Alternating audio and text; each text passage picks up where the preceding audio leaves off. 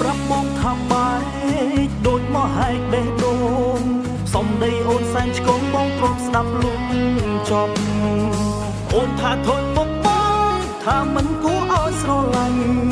អូនចង់ឲ្យបងចេញពីជីវិតអូនអ្វីដែលអូនត្រូវការបងមិនជំទាស់ទេតែបងសុំមាសមេនៅក្បែរអូនមួយយំចាប់ពីថ្ងៃស្អែកនេះបងនឹងលែងឲ្យឃើញមុខបងនឹងចេញឲ្យផុតពីជីវិតអូន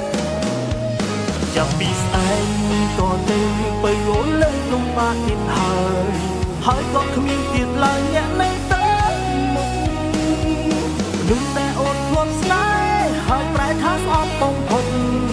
នឹងចាក់ចេញឲ្យផុតមិនវិលវិញទេចាប់ពីស្អែកនេះតទៅទៅអូនលែងលំបាកទៀតហើយតែគង់យំដងហើយប្រាប់ថានឹងបងអ្វីដែលអូនត្រូវការបងនឹងបងវិញបងនងអូនមិនស៊ូនអងពីហេតុផលបែ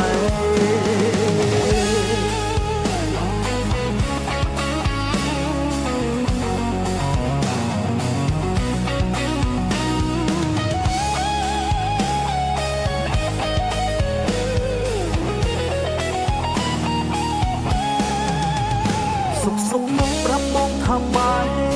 ដូចមកហែកបេះដូងសំដីអូនសែនឆ្កងបងទ្រាំស្ដាប់លំចប់អូនថាធន់មកប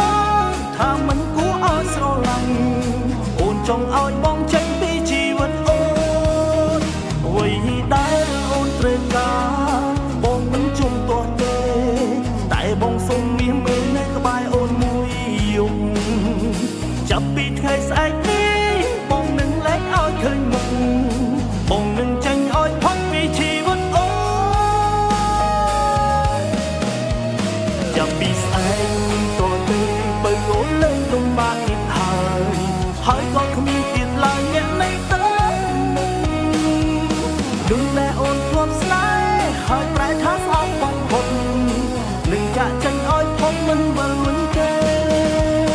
ចាប់ពីស្អែកតទៅបើអូនលែងលំបាកទៀតហើយតែគង់យំដងហើយប្រាប់ថានឹងបងអ្វីដែលអូនត្រូវការបងនឹងបងវិញបងនង